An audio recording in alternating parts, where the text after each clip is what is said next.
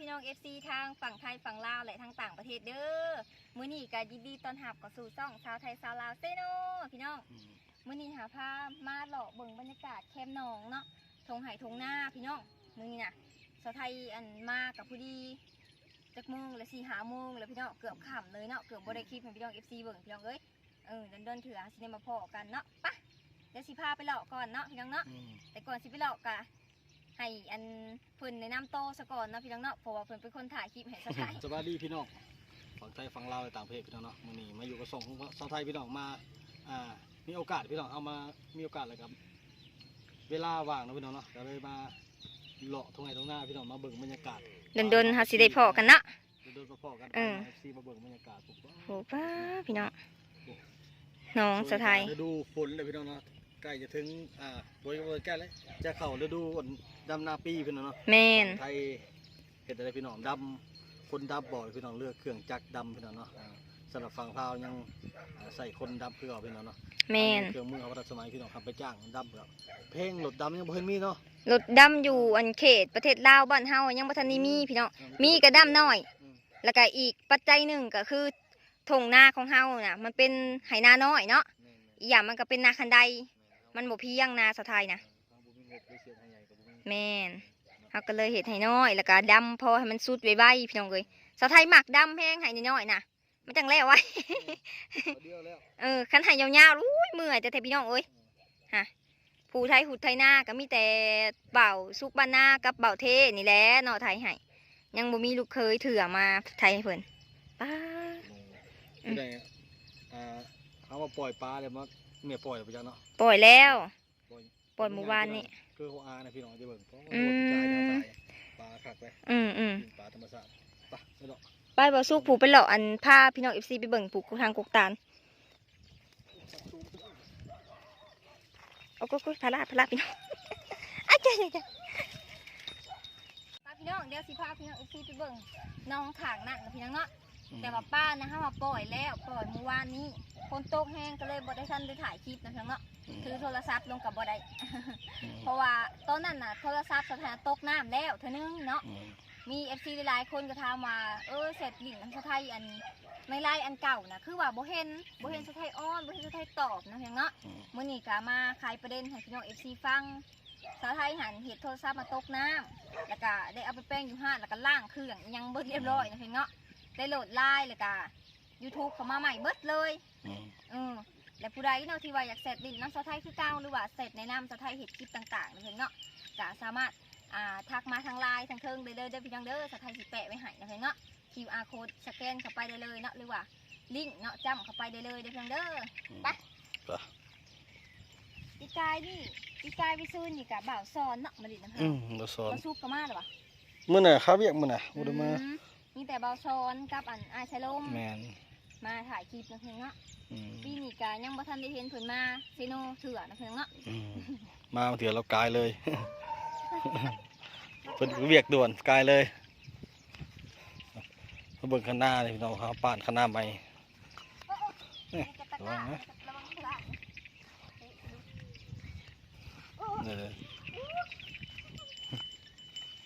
คนเตี้ยก็ใส่เกือบสูงพี่น้องมันจะกาดพี่น้องขักเลยป้าตัวก้าอันนี้ก็ตะก้าไม่จะหายงานเลย1 2 3 4แล้วเนาะ4 5 6 7 8หวาน8ตาพี่น้องหวานหลายบริสมหน้าเลยพี่น้องบริสมเห็ดหลายอยู่หน้าแต่เข่าได้โบราณมันเป็นเจ้าไหนบ่งามเจ้าไหน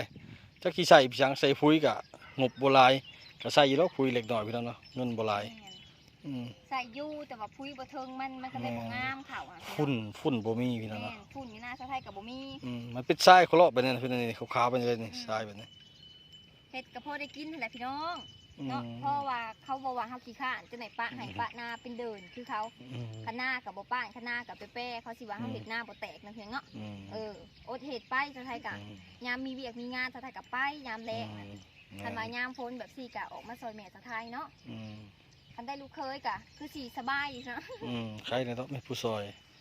อันยังพึ่งตัวไปก่อนส่วนนี่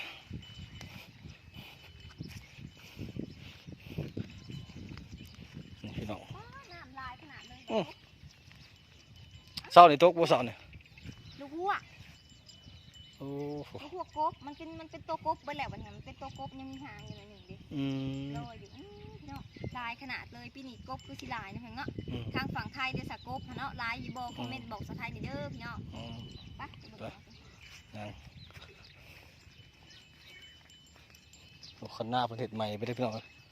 เสริมใหม่เบิดแต่ว่ามันป้านถูกปีพี่น้องก็คือแบบนี้แหละทรายมันบ่อยู่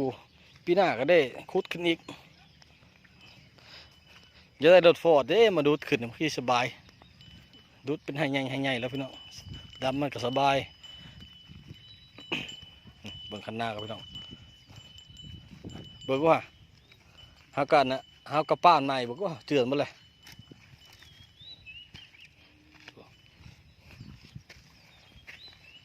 เลิกนี้ก็บ่อนค่ะ อืม น้องข้านี่เลิกแห้งพี่น้อง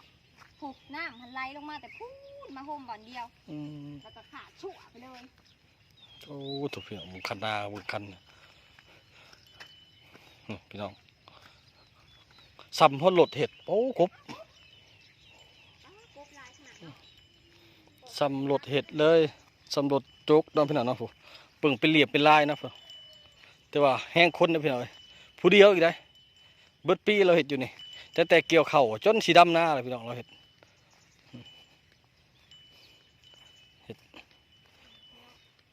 น้ำขุ่นเนาะ อืม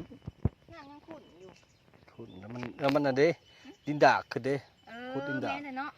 มีเด็กเพิ่นเอาขึ้นมามีแต่แห่แต่ทรายเนาะมาปอก อืม มาอันมาป้านหั่นนะ อืม มีแต่หินแห่ อืม หินแห่หินด้าน เราก็เก่งเนาะ ป้า ขุ ขุ ด ดอดทนของนาสุดยอดพี่น้อง ขุดหินขึ้นมาก็ได้ เดินแดดแบบสี่หันเราบ่ได้อยู่บ่ได้เศร้าพี่น้องเอ้ย อืม สะไทยก็มีดอกน้ำจิตน้ำใจเพิ่นแต่ว่าเพิ่นกะแบบว่าบ่สูบไปเฮ็ดเวียกอยู่ไสนะเราก็เป็นคนที่แบบบ่ค่อยเฮ็ดเวียกข้างนอกปานใดเฮ็ดแต่เวียกบ้านขนาดขนานี่แหละเพิ่นกะมือเฮ็ดมือบ่นะเพียงเนาะ อืม เพิ่นกะเฮาก็ให้อยู่น้ำเด็กน้ำหน่อยน้ำใจนะพี่น้อง อืม เพราะว่า จ้าง เราก็เป็นพี่น้องกัน จ้างตังหา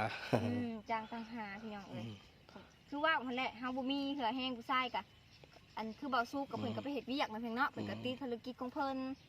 เฮากะแม่สะไทยกับวิลูกเคยก็ต้องจะเป็นได้เอาพี่น้องผู้ที่เขาว่างหั่นแหละมาป้านซอยเลยตรงนั้นเขามาหอมเนี่ย เด่น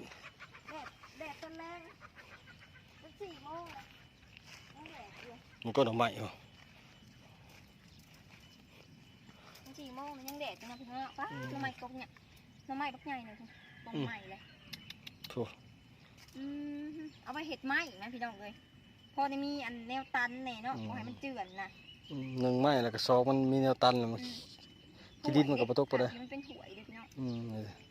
นี่พี่น้องมาเบิ่งกันนี่นี่ปีนี้เขาจะได้เห็ดหลีหรือเปล่าพี่น้องนี่แนวดักปลาพี่น้องนี่แต่มองพ้นตก2-3 มื้อกี่นี่แม่บ่สุกกับนี่แหละเอาปลาอยู่นี่แหละเนาะอะไร ไปเบิ่งปะ อ่า ป้าเดินสถานสิพาพี่น้องอีกทีไปเบิ่งเนาะมันได้หอยตัว1 2 ตัวก็เอาเห็นแล้วเห็น อืม หอยโบราณปันไดพี่น้อง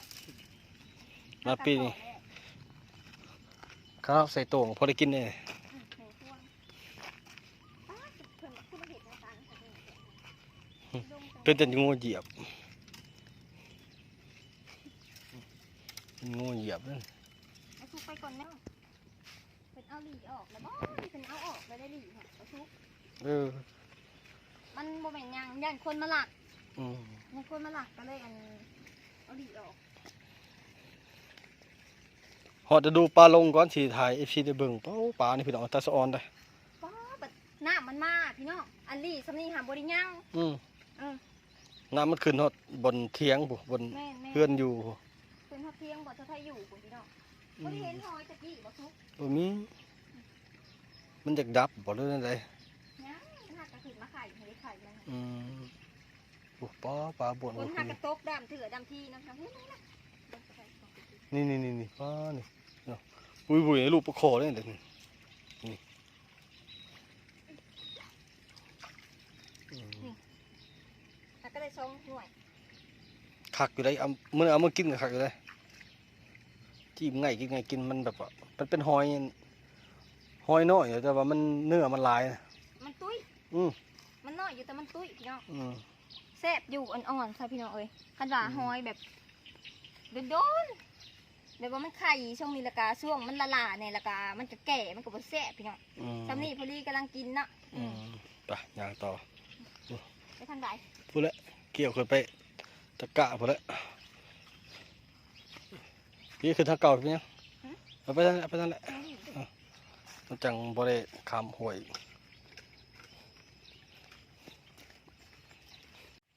ถ้าก็ได้หอย3 หน่วยพี่น้องจะไทยว่าสิเอาไปต้มส้มกินนะพี่น้องต้มกินกับแจ่วส้มแจ่วซีฟู้ดนั่นแหละพี่น้องมันได้แต่ซ้ำนี้เนาะมันหอยบ่มีมันยังบ่ทันขึ้นมาบ่เลยเนาะแม่ยังบ่ขึ้นมามันเข้าโบกมันอยู่เพราะว่าแต่ละปีเนี่ยมันผลกับบ่ได้แห้งแต่ดิผลแห้งพี่น้องแห้งก็ติดต่อกันหลายวันหลายมื้อมันก็เลยน้ำไหลจะปูป้าบ่ทันขึ้นมาหอยมันก็เป็นช่วงแรกๆพี่น้องเอ้ยเนาะแต่ว่ากระปูกะยังบ่ทันได้กินจักโตปูแหละตอนแรงๆสะไทยจึงสิไปหาก้านเอาพี่น้องก้านหอยแม่สะไทยว่าหอยอันนี้มันหมักออกกลางคืนเนาะกระทาเบิ่งน้ำกันมันสิได้หลายปานใดพี่น้องเอ้ยมาสลิปะเป็นอะไรพี่น้องบรรยากาศอยู่หน้าสะไทยเป็นตะอยู่บ่นะพี่น้องเนาะผู้ใดที่ว่าอยากลิ้นก็หิมาเด้อพี่น้องเด้อช่วงยามฝนนี่แหละมันเป็นตะม่วนที่สุดแล้วเนาะท่านว่ามายามแรงหันบ่มีแนวให้กินกินแล้วก็บ่มีปลากับบ่มีนะพี่น้องเนาะมายามนี่พอดีเลยพี่น้องเอ้ยเนาะถึงว่าทางสิลำบากหน่อยหนึ่งกับสะไทยก็สิออกไปหาเอาอีดอกพี่น้องเนาะเพื่อที่มาหลิงสะไทยงัวสะไทยพี่น้องแต่ละปีให้นี่แหละหอยหลายแต่กะสะไทยกะกำลังยาวสำนี่นะเพื่อนเนาะแต่ว่าเป็ดไก่หันลงมากินหลายค้างไว้ก็ยังลงมากินคือเก่าสะไทยกับผู้สิเหตุวิธีได้แล้วเนาะผูกไว้อยู่ไก่ค่ะก็ผูกไว้ลายโตผูกแม่มันได้เนาะแต่ว่าไก่เล็กไก่น้อยสีกาขอกตะไทยกับมันโบแนนปันไดเนาะถึงกามุดออกมาแล้วตะกะกันได้ประมาณ8-9 ตาพี่น้องพอได้ดำเนาะแต่ละปีเนี่ยจักตานะบอกสุก10 ปลายค่ะ12เนาะประมาณ12-13 ตานี่แหละพี่น้องตะกะสะไทยป้าดำจนว่าขาลอยแถวว่ามือนี่นะพี่น้องจนว่าเป็ดออกมาจนว่าเป็นบาดนะพี่น้องเนาะเพราะว่ามันแข็งนานเลยนะแข็งว่าผู้ใดสิมาดำนาสะไทยก็ต้องทำใจมาเด้อเด้อเนาะทำใจมาแต่ผู้แหละเนาะผู้ใดสิมาเป็นลูกเคยแม่สะไทยพี่น้องเอ้ย